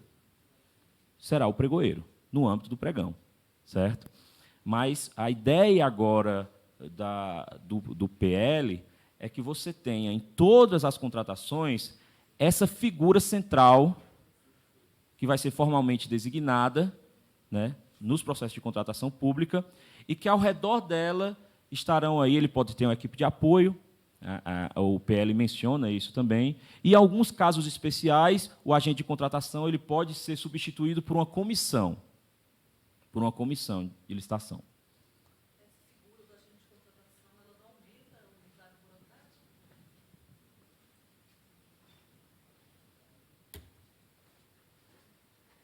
Assim, eu reputo que não. Eu acredito que não vai aumentar. Claro que a gente vai ver isso na prática. Tá entendendo? Na verdade, o que a norma quis foi simplesmente pegar alguém altamente qualificado, né, altamente qualificado na área de contratação pública, e fazer com que você tenha, em toda contratação, um referencial de pessoa. Tá entendendo? Eu não sei em que medida isso pode burocratizar o procedimento. Tá entendendo? Porque, na verdade, todos esses procedimentos aqui alguém já faz, hoje em dia. Alguém já faz. Tá entendendo? Mas a ideia aqui é você centralizar, e aí o que eu reputo que foi o objetivo do legislador é você ter realmente essa figura referencial que, por mais que o processo administrativo tramite por vários setores distintos, ele vai ter o poder de, independentemente do setor, dar os encaminhamentos necessários e o impulso necessário para que o processo tramite de forma regular. Né? De forma regular. Um dos problemas que eu identifico muito em capacitações que a gente dá é desconexão entre as equipes, né, de um determinado órgão público. Tá entendendo? O setor de planejamento ele é desconectado do pessoal que faz gestão e fiscalização de contratos, por exemplo. E essa interlocução ela tem que ser permanente, porque quem sabe o que está acontecendo lá na ponta é quem está na execução do contrato, e quais os problemas que podem ser evitados lá no planejamento da licitação, por exemplo. Né? Então, assim, há um primeiro olhar, eu não enxergo uma burocratização pela existência dessa figura. Né? Pela existência dessa figura. Mas a prática vai nos mostrar como é que isso vai ser conduzido. Eu acho que vai depender muito também do perfil de cada agente de contratação. Né? Como, por exemplo, você tem o perfil de cada pregoeiro. Né? Você tem pregoeiro com vários perfis diferentes, uns que dão mais agilidade e outros que travam mais o procedimento do pregão, por exemplo. Né? Acho que essa pessoa ela tem que ser muito bem escolhida. Muito bem escolhida. Gestão de riscos, pessoal. Outro aspecto que é mencionado sempre no âmbito da governança é a questão relativa à gestão de riscos, e o parágrafo único do artigo 11 do PL trouxe de forma clara a gestão de risco e o controle interno como aspectos relativos à governança nas contratações. Veja que aqui o PL fala especificamente em governança nas contratações. E o que é que a gestão de risco e o controle interno nas contratações públicas tende a propiciar? Qual é o objetivo do legislador com esses mecanismos de governança. Aí ele fala, ó, avaliar, direcionar, monitorar, com o intuito de alcançar os respectivos, manter um ambiente íntegro, confiável, alinhamento das contratações ao planejamento estratégico. Então, é uma série de objetivos que se busca com a contratação pública, que o controle interno e a gestão de risco vai ter que trabalhar para isso. E, quando se fala em gestão de riscos, vem outro aspecto que deve ser lembrado, pessoal, que também está no PL, que é a questão relativa à matriz de riscos nas contratações, né? Então, essa que tem natureza de cláusula contratual, será uma cláusula contratual, em alguns contratos, nas quais o poder público irá avaliar previamente quais são os possíveis riscos de uma contratação pública, os possíveis riscos que podem ocorrer durante a contratação pública, e, previamente, a matriz de riscos já vai estabelecer o compartilhamento dos riscos entre o poder público e o agente econômico privado contratado pela administração pública.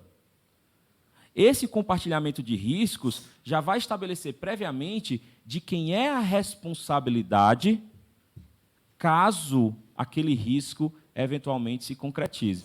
Eu me lembro que uma vez eu estava dando um curso em uma determinada empresa estatal, e a gente estava falando sobre matriz de riscos, e depois a equipe de engenharia que estava lá, a turma era bem heterogênea, a equipe de engenharia veio conversar comigo, né?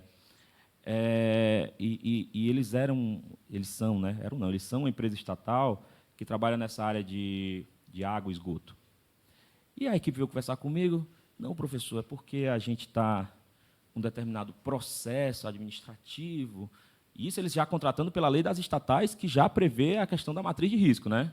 E a gente está querendo ver se faz a inserção aí de uma matriz de risco e tudo mais, porque nós, sem precisar de muito estudo, já identificamos alguns riscos.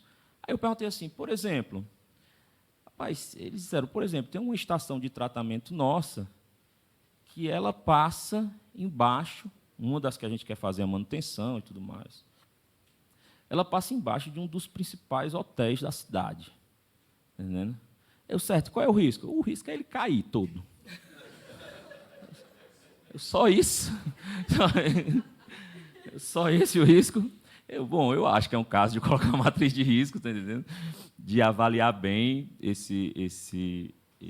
essa contratação, para que a empresa contratada já tenha aí a noção relativa à responsabilidade. Inclusive, a matriz de risco vai influenciar também na técnica a ser utilizada, nas inovações que podem ser utilizadas em relação à execução do contrato, e por aí vai, pessoal. Então, essa questão de gestão de risco, matriz de riscos, incorporadas aqui no PL. Plano de contratações anual, pessoal. E aqui, outro aspecto que eu acho interessante. E quando o colega... É porque o colega ali saiu, o colega que estava falando, Ruth, na hora que você disse... Ah, não, está ali. Você mudou de lugar, né? Certo. O colega estava falando da questão do volume de contratações e quanto maiores os recursos utilizados numa determinada contratação, poderia fomentar a entrada de agentes econômicos internacionais, né, que eventualmente tivessem interesse. Quando você falou, eu me lembrei da questão do plano de contratações anual, tá entendendo? Porque, através do plano, você pode, já previamente, com base em estudos, se forem bem feitos, fazer estimativas de contratação a longo prazo, fazer unificação de contratações, né, de mesmo órgãos de unidades distintas, né, você centralizar as aquisições. Isso vai ajudar nesse eventual aumento de volume de recursos em uma determinada contratação, né. Outro aspecto relativo aqui ao plano de contratações anuais, pessoal, acho que naturalmente ele tende a diminuir a questão relativa a fracionamento indevido de contratações, né, reiteradas dispensas por valor de mesmo objeto, né. Então, acho que o TCU tem reiteradas desses acórdãos relativos a esse problema do fracionamento de licitações, né. Então, eu acredito que o plano anual, que ele diz aí, com o objetivo de racionalizar as contratações dos órgãos e entidades sob sua competência, garantir o alinhamento com o seu planejamento estratégico e elaboração das respectivas leis orçamentárias, pessoal. Isso aqui eu acho que vai ser fundamental. O PCA está incluído também, pessoal, na minuta do decreto de governança nas contratações públicas, e aí o decreto de governança aí ele passa a ser um pouco mais descritivo em relação a como se dá esse plano de contratações anual. Eu acho isso de fundamental importância. Eu acho que inicialmente gera um trabalho para a administração pública, mas acho que à medida em que a gente vai ganhando expertise na elaboração desses planos, as contratações tendem a ser mais racionalizadas. Licitações eletrônicas, pessoal. Outro aspecto que eu achei interessantíssimo em relação ao PL é que ele traz a regra ali de preferência de utilização do pregão eletrônico para qualquer espécie de licitação, certo? Então, qualquer espécie de licitação ela passa a ser agora preferencialmente de forma eletrônica. Aí o PL abre aí a possibilidade de ocorrer de forma não eletrônica, desde que seja gravado e tudo mais.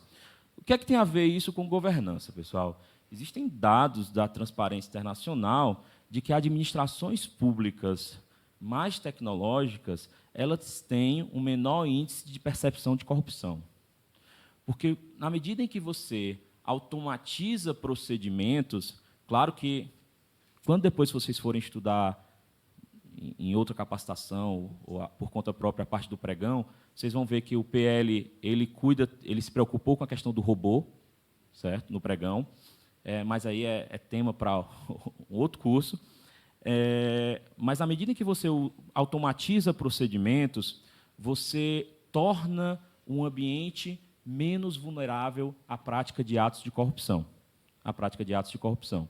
Então, na medida que nossa administração está se tornando mais tecnológica, isso ajuda, sim, na governança em relativo aos atos de corrupção. E só para... Já te passo a palavra.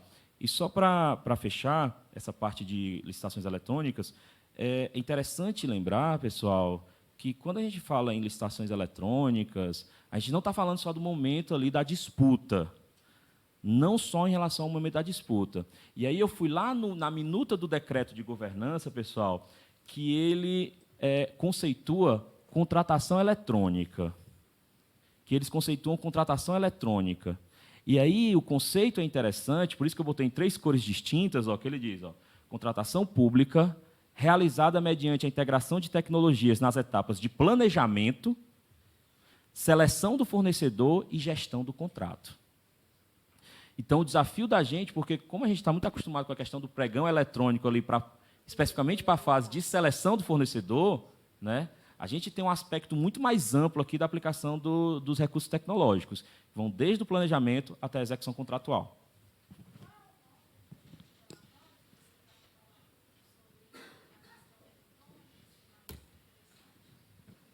O da Transparência Internacional, que você disse, eu não estou com o número dele aqui, mas depois, no final, tu pode me mandar um e-mail, eu te respondo com essas informações, certo?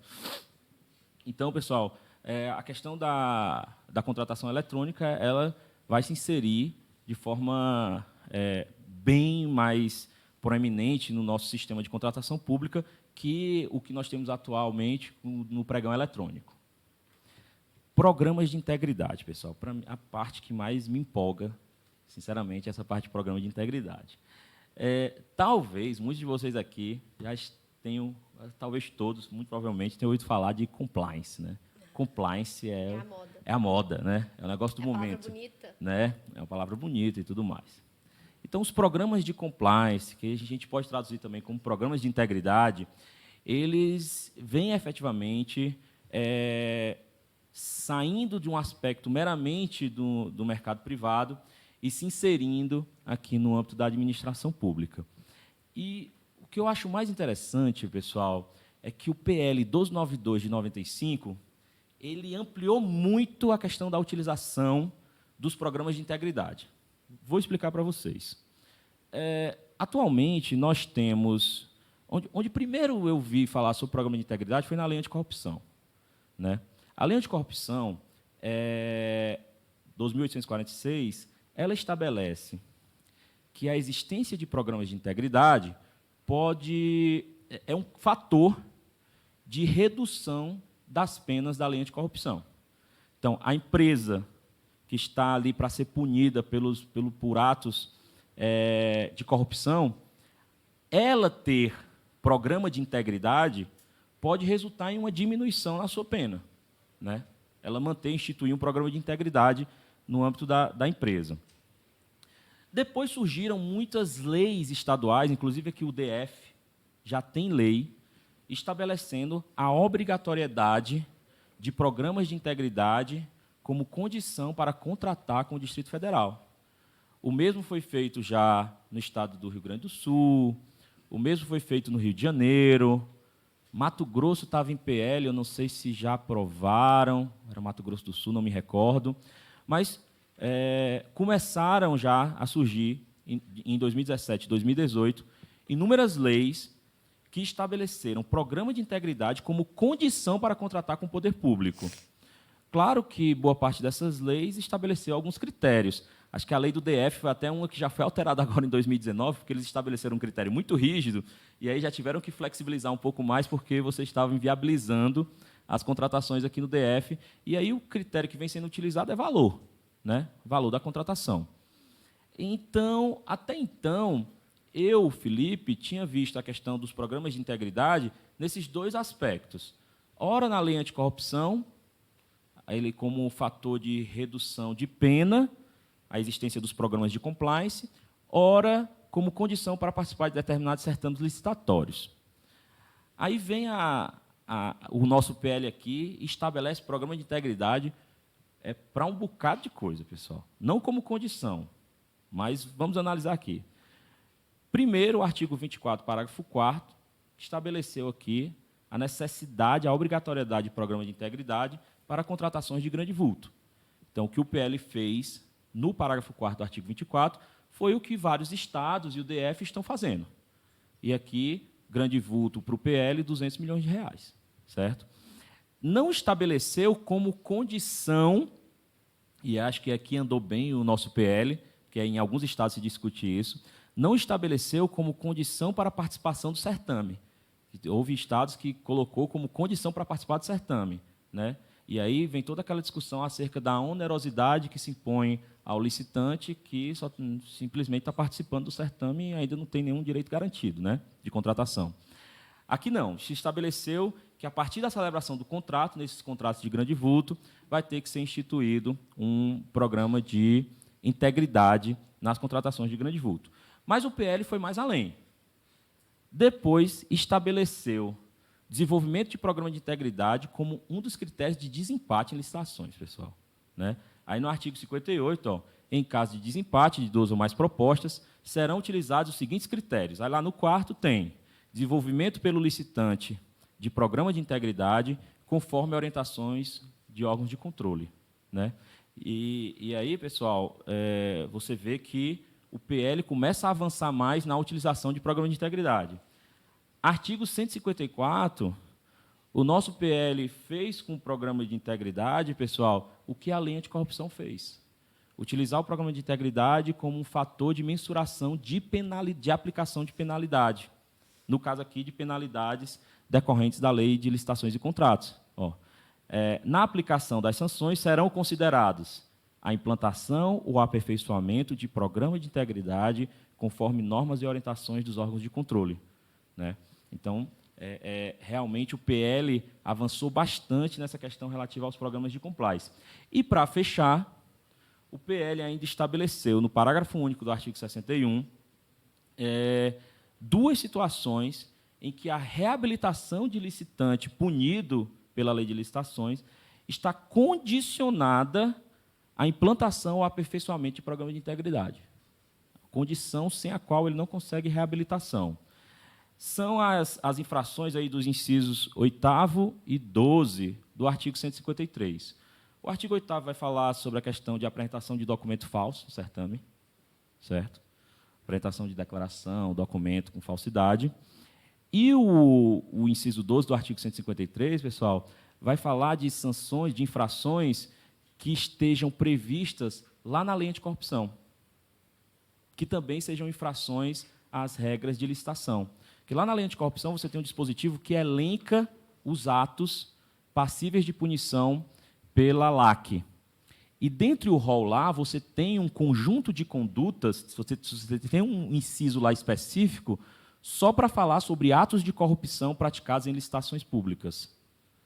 Então, você vê que uma mesma conduta, ao mesmo tempo, ela vai ser passível de punição pela lei anticorrupção e pode ser punido aqui pela lei de licitações. E, nesse caso, a reabilitação vai depender da existência do programa de integridade ou aperfeiçoamento de um programa de integridade, né? Então, para mim, andou muito bem nesse ponto o projeto de lei 1292, na medida em que é uma tônica da nossa atualidade, né, a exigência desses programas de integridade. Não só a existência, pessoal, a existência e a efetividade dos programas de integridade.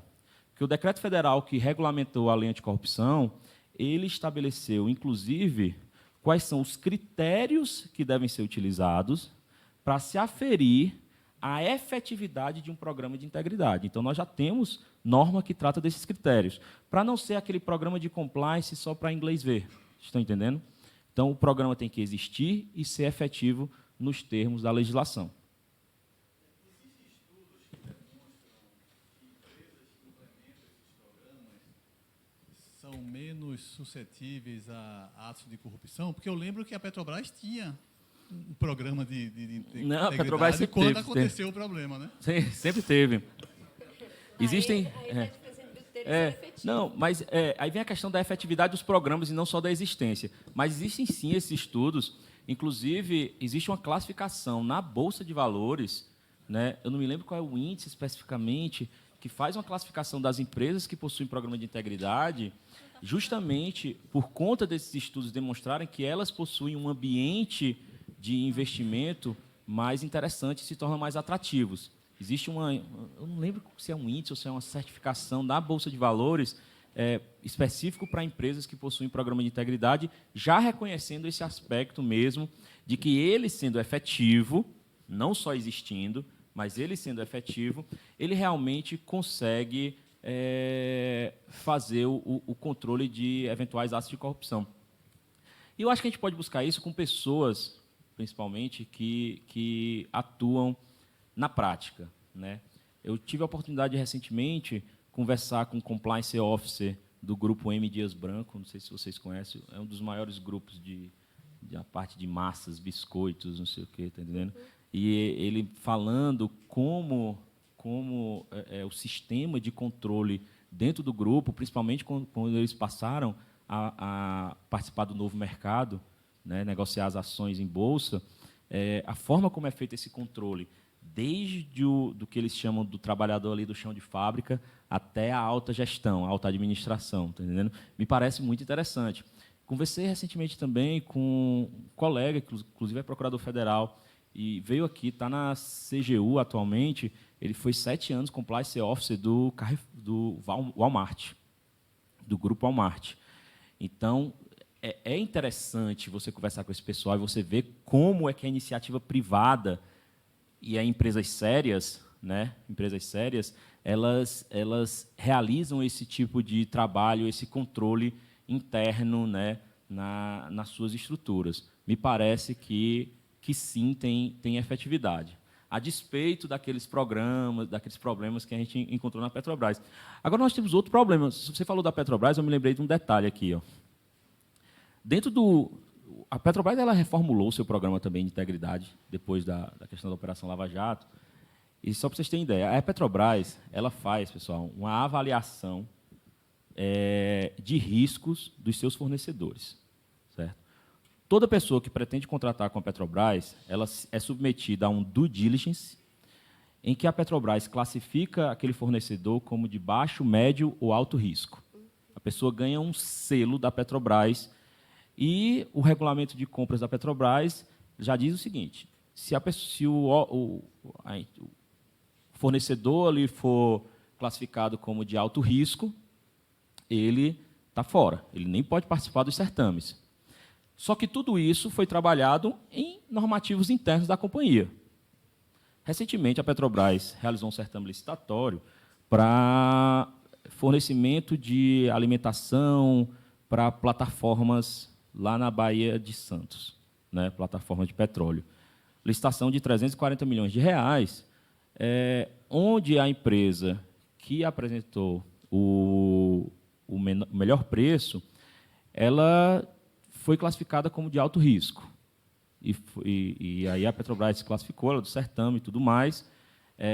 Os sócios envolvidos com a questão relativa à máfia da merenda escolar, lá em São Paulo, a empresa sendo investigada por atos de corrupção. A Petrobras se classificou. E a Justiça mandou contratar, né? A empresa ingressou com a ação judicial, dizendo que aquela avaliação de risco da Petrobras não tinha respaldo legal, basicamente isso, e a Petrobras foi obrigada a contratar a empresa que ela mesma tinha desclassificado, o que eu acho um absurdo. Tá entendendo? Eu acho que isso aí interfere na autonomia da empresa estatal. Eu acho que não era o caso do judiciário ter feito esse tipo de interferência, mas só para ilustrar que me parece que o programa está funcionando. Está entendendo? Está funcionando. Doutor Felipe. Diga, meu amigo Márcio, diga lá, grande. Eu fiquei um pouco surpreso ali com o PL, queria a sua opinião, porque exige que a empresa tenha um programa de compliance, de integridade, depois de contratar com o poder público. Não é um pouco contraditório esperar uma eficiência de um programa de compliance que seja implementado só após uma contratação pública? Porque me parece um pouco para inglês ver, né? Bom, agora a gente ganhou um contrato, vamos tentar se adequar aqui, bota aí um compliance formal, né? Como a gente já sabe de práticas até no setor público de compliance que não são efetivos. Então, me parece que, na minha opinião, não andou bem nesse aspecto de exigir a posterior, né? Pois é. Qual seria a sua opinião? A grande discussão, Márcio, foi a questão relativa a você fazer exigências da existência da estrutura da empresa, de determinados setores ou uma estrutura de compliance, como condição para você participar do certame. Porque o receio é que isso fosse visto pelos órgãos de controle como uma exigência prévia indevida, né, que implicaria no ônus, porque existe um ônus para você ter um programa de compliance, né, existe efetivamente um ônus. E aí eu acho que o grande desafio não é só a questão relativa ao momento da exigência do programa de integridade, mas, independentemente disso, porque alguns estados estabeleceram previamente que tinha que ter antes da contratação. A grande dificuldade é avaliar os programas de integridade. E quem, dentro da administração pública, vai ter capacidade técnica, porque somos nós que vamos ter que avaliar, né, se determinada pessoa jurídica possui um programa de compliance efetivo. Eu acho que o problema se situa mais na questão da efetividade dos programas, como você falou, tá entendendo? Para além da questão do momento. Mas há quem defenda, há muitas pessoas que defendem isso que você está dizendo, que o programa de integridade pode ser exigido anteriormente ao procedimento e por aí vai, tá entendendo? Eu não vejo isso como o grande problema. Para mim, o principal não é a existência, é a efetividade e como nós, poder público, vamos fazer esse controle. Quem vai ter competência técnica para fazer isso? Para dizer se um programa de compliance de determinado fornecedor é efetivo ou não, e aí promover a anulação do contrato, ou uma sanção contratual, se ele estiver em implementação, alguma coisa nesse sentido. Está me entendendo? Mas é uma discussão assim, a se ter. Bom, pessoal, o último dispositivo que eu queria mostrar para vocês, já encerrando, que nós já estamos passando aí do meio-dia, né, é a questão relativa ao controle das contratações públicas. Eu achei interessante esse artigo 167, que estabeleceu aí as chamadas linhas de defesa, né? As linhas de defesa. As contratações públicas devem submeter a práticas contínuas e permanentes de gestão de risco e controle, mediante a adoção de recursos de tecnologia, além de estarem subordinadas ao controle social, sujeitam-se às seguintes linhas de defesa. E aí o PL estabeleceu aí 3 linhas de defesa numa sucessão que eu reputo aí natural de conhecimento das fraudes ou dos problemas ocorridos numa determinada licitação, né? Primeira linha de defesa, servidores e empregados, agentes de licitação e autoridades do órgão ou entidade. Por exemplo, dentro de uma execução contratual, muito provavelmente quem primeiro toma conhecimento ali de algum vício no contrato vai ser o fiscal do contrato, né? Segunda linha de defesa, órgãos de assessoramento jurídico e controle interno. E terceira linha de defesa, os tribunais de contas. Então, no contexto da governança, achei muito interessante. Aqui, pessoal, só já tinha dado spoiler para vocês, né? Está sendo gestado lá na Secretaria de Gestão, é um nome tão grande, né? Secretaria de Gestão da Secretaria Especial de Desburocratização, Gestão, Governo Digital do Ministério da Economia. O negócio é bonito, né? Está sendo gestado aí o novo decreto de governança nas contratações públicas. Ele não está mais em discussão no site, no participa.gov.br, mas o texto está lá, para quem já quiser dar uma olhada em que aspectos o decreto ele vem trabalhando. E você consegue ler, inclusive, os comentários que quem participou da discussão ali fez e tudo mais. Eu fiz algumas pontuações, como eu disse para vocês.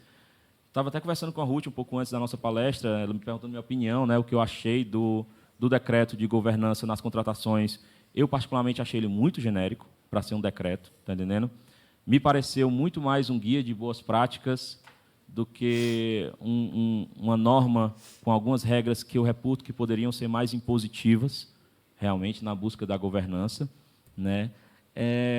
O decreto ele se desconectou um pouquinho, em alguns aspectos, eu acho, do PL 292. Ele fala da questão dos programas de integridade, e aí que eu achei assim... Tem um dispositivo que eu fiz um questionamento lá, coloquei uma sugestão, sobre essa questão da exigência de programas de integridade em determinadas contratações públicas. O decreto de governança colocou assim que o órgão ou entidade poderá exigir programa de integridade como se cada órgão federal pudesse agir de uma forma distinta do outro. Tá entendendo? Primeiro, eu acho que isso não é matéria de decreto, coloquei lá minha sugestão. Para mim, isso é matéria de reserva de lei, tá entendendo? E deve ser tratado de forma uniforme na administração federal.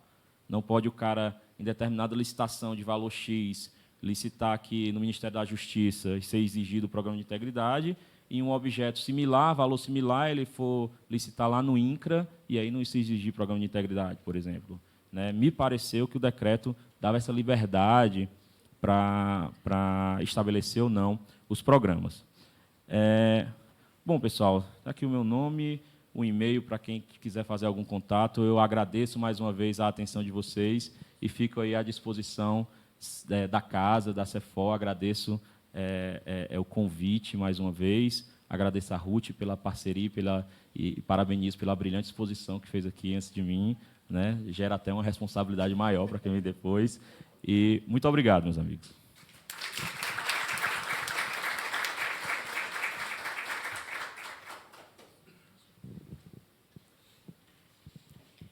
Olá, eu sou Juliana Werneck, diretora do Sephora atualmente. Não estive aqui no começo, que foi lamentável, mas, infelizmente, a gente não controla todos os acontecimentos do nosso dia. Um prazer em recebê-los aqui, colegas lá do DEMAP em particular. Obrigada a quem nos assistiu virtualmente. A gente recebeu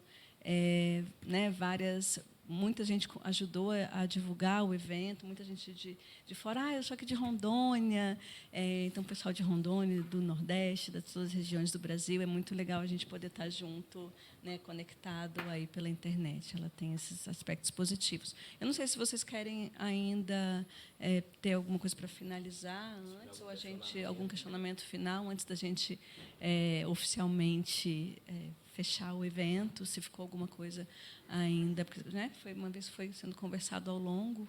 Alguém gostaria de falar alguma coisa antes da gente fechar? Para, tipo, não ser a pessoa que acaba com a festa, né? Chega tarde, acaba a festa. Então, era, né, agradecer... Só falar aqui. Novamente, agradecer você, que você não estava aqui no momento do início, porque, enfim, né, você que foi o primeiro contato.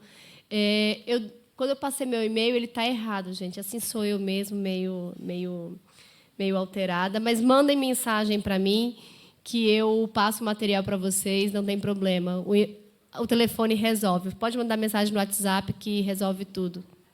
E eu queria deixar aqui um convite para vocês, Para quem puder, será um prazer. Eu sei que aqui já teve o Felipe, já é o participante, o Márcio. Nós, em setembro, vamos fazer um curso sobre mecanismos de combate à corrupção na administração pública, lá em Lisboa. E do dia 12 de setembro a 20 de setembro, em que eu sou a coordenadora, juntamente com o professor Nuno Cunha Rodrigues. O IBCP participa como parceiro nosso lá também. E quero deixá-los convidados. Qualquer informação tem também no site do IBCP as informações, valores, como acontece, programa.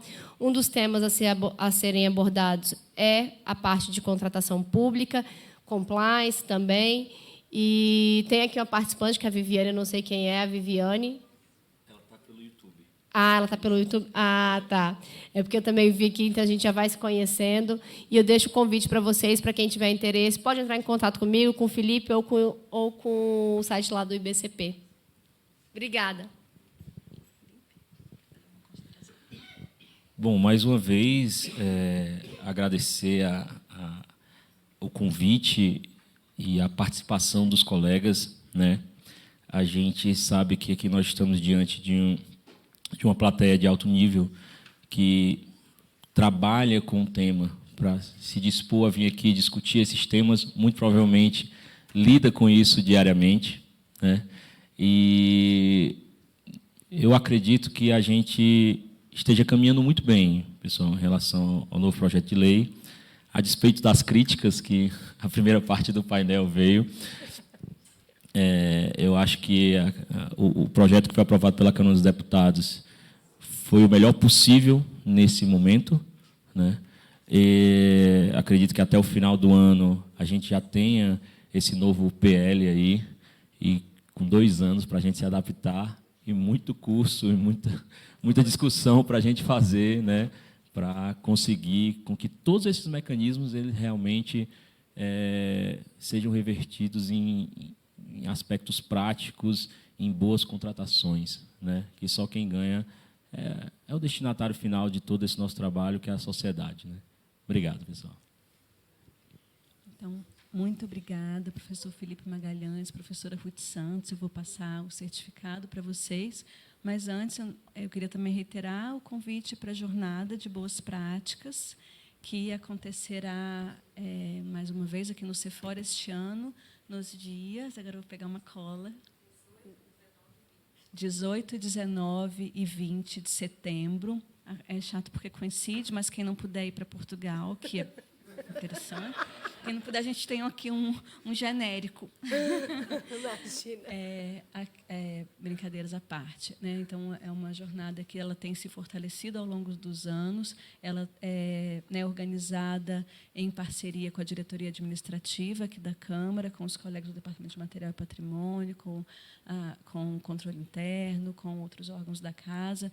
A gente tem feito isso junto com outros órgãos públicos, também têm sido parceiros, e reiterar nessa outra jornada, que é a construção de mecanismos, né, de melhoria das aquisições públicas, que é sempre um calcanhar de Aquiles dos gestores públicos em geral, e é um tema de alta relevância né, o debate é altamente oportuno. Então, as escolas de governo em geral, né, a INAP faz um trabalho também fabuloso, né, somos parceiros nesse objetivo de compartilhar esse conhecimento e de, né, contribuir no que nos toca como escola, para também que a gente alcance, que a gente tenha cada vez mais compras públicas mais efetivas, mais eficientes, mais econômicas, e que quem ganha é a sociedade brasileira. Então, é uma alegria ter recebido vocês todos aqui, presencial ou virtualmente, e sigamos juntos nesse caminho. Uma boa tarde, um bom dia para todos.